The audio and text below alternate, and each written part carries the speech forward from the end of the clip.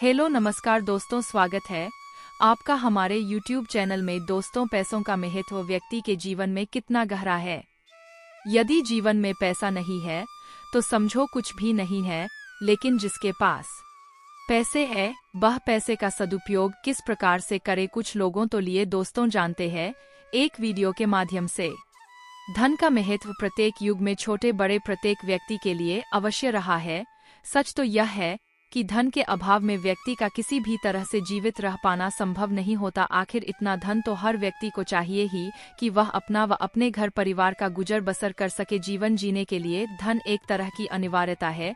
शरीर रहेगा तभी तो व्यक्ति धर्म कर्मादि सभी तरह के पुरुषार्थ कर सकेगा। शरीर की रक्षा के लिए अन्न व वस्त्र आदि आवश्यक है तथा उन्हें पाने के लिए धन उतना ही आवश्यक है। परंतु जिनके पास धन है वह धन की महत्ता को समझ नहीं पाते। इसीलिए दर्पण ज्ञान गंगा 30 के आपके लिए यह प्रस्तुति लाया है, जिसमें आप जानेंगे कि धन का सदुपयोग कैसे किया जाए। वीडियो को अंत तक देखें और चैनल को सब्सक्राइब जरूर करें। विलंब ना करते हुए आरंभ करते यह ठीक है कि धन के बिना हमारा काम नहीं चल सकता। थोड़ा बहुत धन हमें चाहिए, पर जितना चाहिए उसी के पीछे यह सब अनर्थ नहीं हो रहा। अनर्थ वह लोग ही करते जिनके पास आवश्यकता से अधिक धन यहाँ प्रश्न यह उठता है कि आवश्यकता से अधिक धन का लोग क्या करते हैं, क्यों मनुष्य उसके पीछे पागल हो रहा है।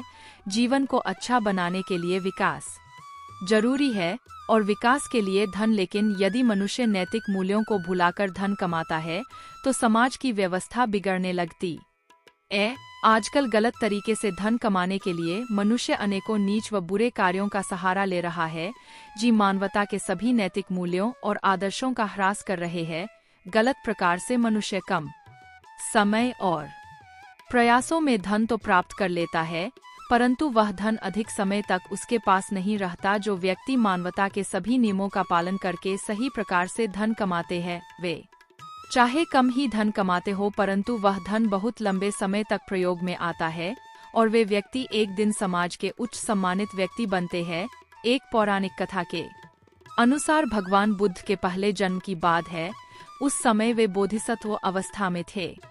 उन्होंने एक समृद्ध घर में जन्म लिया था। अपनी दानशील उदारता और दरिद्र तथा भिखारियों की निष्काम सेवा के लिए वे बहुत प्रसिद्ध थे। वे किसी को दुखी और दरिद्र नहीं देख सकते थे। अपने पास जो कुछ भी था उसी से वे गरीबों की सेवा करते थे। उनके लिए यह बात असहनीय थी कि कोई द्वार पर आकर खाली हाथ लौट जाए। एक दिन प्रातःकाल सोने से उठने के बाद उन्होंने देखा कि घर की समस्त वस्तुएं चोरी हो गई है। नाम मात्र को भी चोर ने कुछ नहीं छोड़ा था। धन में उनकी मासक्ति तो थी नहीं, इसलिए चोरी से वे इतने दुखी नहीं हुए, पर बार बार यह सोचकर दुखी होने लगे कि जिस घर से आज तक कोई भी व्यक्ति खाली हाथ नहीं गया, उसी से भिक्षु और कंगाल लोग भूखे प्यास से और अतृप्त चले जाएंगे। वे इस प्रकार सोच ही रहे थे कि उनके नेत्रों में नया प्रकाश आ गया। वे हर्ष से नाच उठे।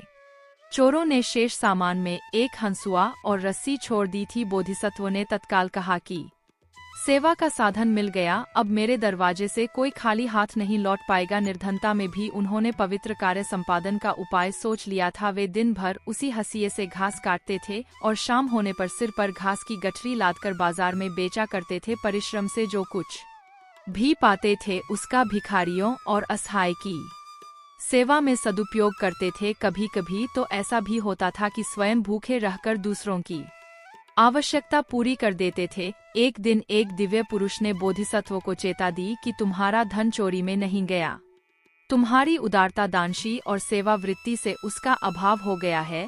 मैं तुम्हें सावधान करता हूँ कि इस गरीबी में भी जो कुछ पैदा कर लेते हो उसे आगे के लिए बचाकर रख दो। सब दिन समान नहीं होते, कण कण जोड़ने से ही पहाड़ खड़ा होता है। बोधिसत्व ने दिव्य पुरुष से निवेदन किया। वह बोले कि आर्य अनार्य पथ पर कभी पैर नहीं रखते। जिस धन है उनके लिए दानशील बेकार है। तुम्हें तो चाहिए कि परिश्रम से अर्जित धन का थोड़ा अंश कभी कभी उत्सव आदि में मित्रों को बुलाकर व्यय कर दो। इससे नाम बढ़ेगा। दिव्य पुरुष ने बोधिसत्व की परीक्षा ली। दिव्य पुरुष की बात सुनकर बोधिसत्व ने दृढ़ता से कहा कि आपका ऐसा आग्रह अनुचित है। दूसरों के हित की अपेक्षा अपने स्वार्थ की ओर ध्यान देने वालों को भी दान और असहाय की सेवा में लगे रहना चाहिए। यदि मेरी पूर्व स्थिति लौट आएगी तो दीन दुखियों की प्रसन्नता सीमातः हो उठेगी। इस असहाय अवस्था में तो मेरा सर्वस्व उनके लिए है ही। बोधिसत्व की बात सुनकर दिव्य पुरुष बने देवराज इंद्र अपने असली रूप में आ गए और वह बोले कि तुम धन्य हो। समस्त संसार स्वार्थ और ममता वश अंधा होकर धन बटोर है, अपने सुख के लिए दूसरों को दुख देता है, पर तुम धन का परित्याग करके भी सेवा और दीन दुखियों की सहायता में लगे हुए हो। मैं तुम्हारी परीक्षा ले रहा था, मैंने ही तुम्हारा धन छिपा दिया था, वह तुम्हें मैं फिर दे रहा हूँ। धन का सदुपयोग तुम कर सकते हो। यह कहकर देवराज इंद्र अंतर्ध्यान हो गए। हम आशा करते हैं कि आपको हमारी प्रस्तुति का सार अवश्य समझ में आया होगा। अगर आपको हमारी वीडियो अच्छी लगी हो तो लाइक करें, आगे शेयर करें, और अगर आपका कोई प्रश्न है तो कमेंट जरूर करें। मिलते हैं एक और ज्ञानवर्धक वीडियो के साथ, तब तक के लिए जय जय श्री राम।